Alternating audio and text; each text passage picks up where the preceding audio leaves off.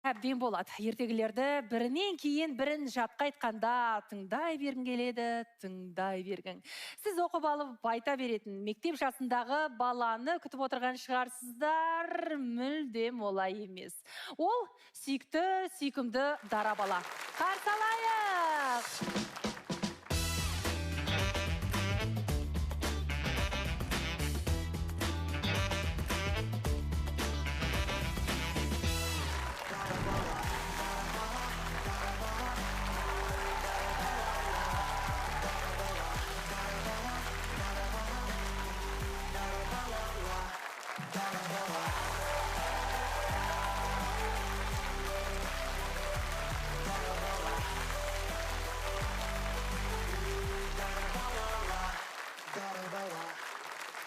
Қандай әдемі қаншайым келе жатыр біздің студиямызға.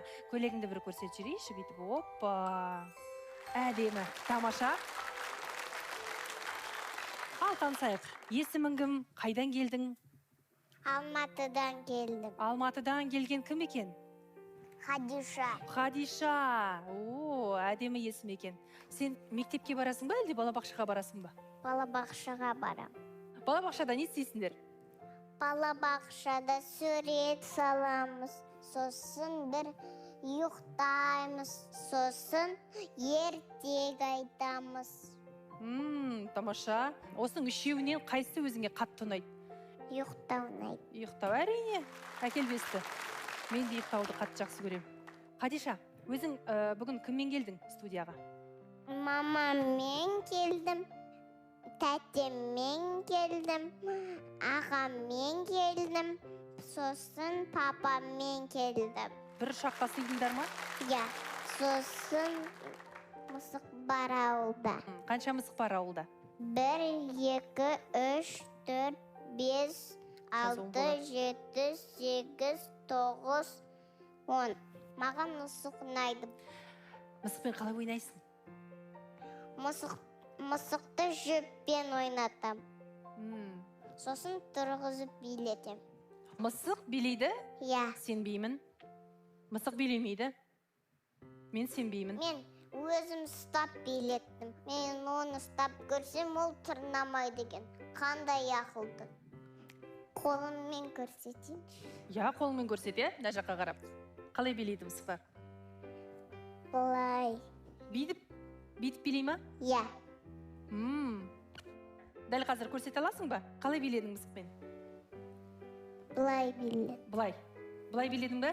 Я. Мысықпен? Я. Ой, мысығың биші екен ғой? Мысық басқаша биледім, мен басқаша биледім. Мысық қалай биледі ал? Бұлай биледім. Бұлай, я? Мысық. Жақсы түсініп алдық. Сен қалай биледің? Мен бұлай биледім. Бұлай.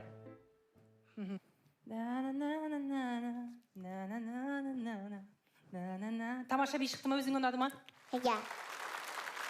Анаңның есімі? Венера. Венера ханым бүгін бізбен бірге қош келдіңіз. 10 шақты мысық бар деді, я? Шынымен солай ма? Я, ауылдағы атасы мен апасының үйінде мысықтары көп. Ауылға барған сайын сол Хадишаның ермегі мысықтар ойнайды, сүйрейді, құшақтайды. Сол мысықтармен атасы әрқашан ұстама деп артынан. Осылай, сол мысықпен өтеді ауылдағы күндері. Сол ауылға барған кезде мысалы, немесе үйде жаңа мысықтарын отырғызып қойып, бүкіл ойыншықтарын отырғызып қойып, отбасы мүшелері бар, жаңа атап өтті, үлкен отбасы екенсіздер. Барлықтарыңызды отырғызып қойып, ертегі айтып отыратын шығар. Ертегі айтқанды өзі жақсы көреді.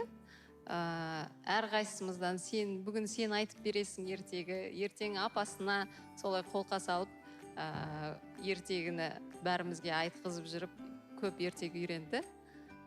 Енді сол ертегілерді өзі бізге айтып береді. Бірақ күнде жаңа ертегі болу керек, е? Бұл енді сіздің миссияңыз ғой. Ертегі барынша көп оқып, жаттап алу, е? Хадиша, өзің неше ертегі білесің? Мақта қыз білемін, жетілақ білем, қызыл телпек білем, бауырсақ білемін, түлкі мен қоян білем. Бесті бер. Олай болса, Хадиша, ертегілер әлеміне саяхаттайық. Кеттік.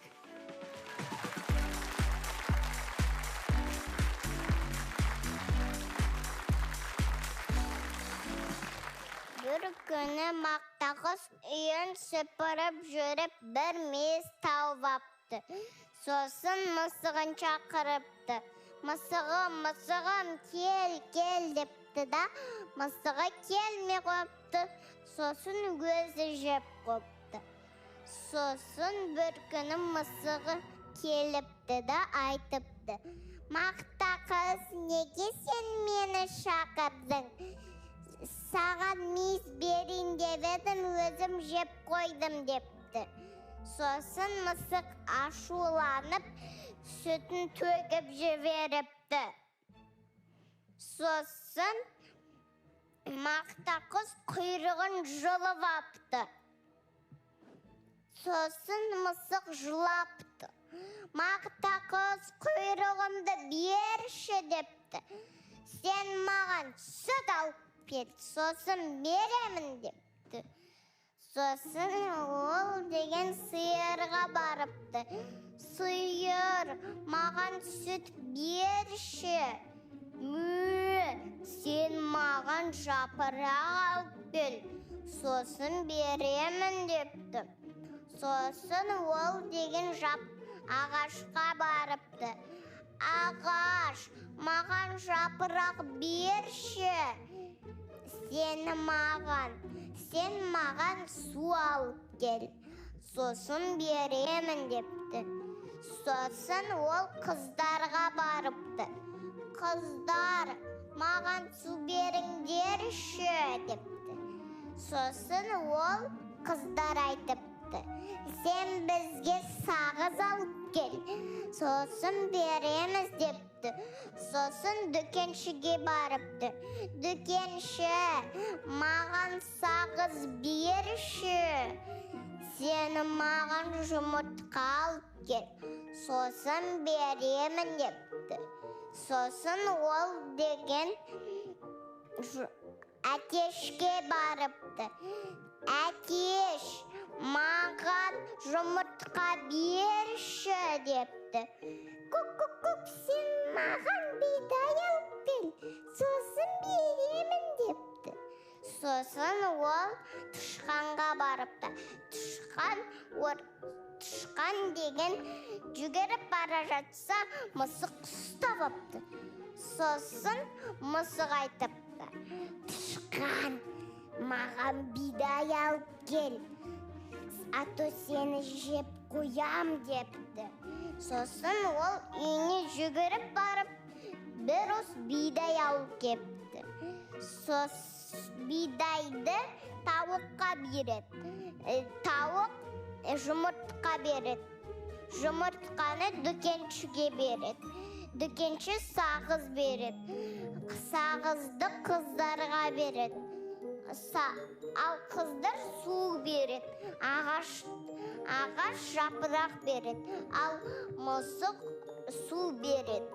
Сосын жапырақты сиырға береді. Сиыр сүт береді. Сосын Мақтақұсқа сүтті береді, қайтадан дос болады. Қошеметтеріңіз. Бар болғаны 3 жаста, бірақ та 3 жасында қазақтың ертегілерін жатқа білетін бұл дара баламыз Хадиша. Қошеметтеріңіз. Сыйлық ортаға.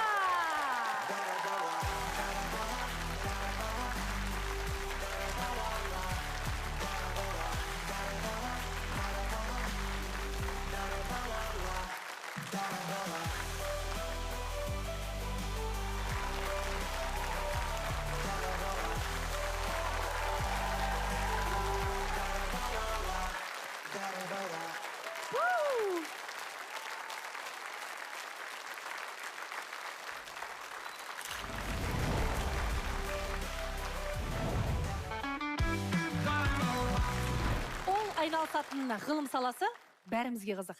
Әсіресе кішкентай көрермендер ерекше жақсы көреді. Жыл өткен сайын бұл сала қарыштап, дамып келеді, ал біздің қонағымызда жұмбақтап тұрған дүниенің сырын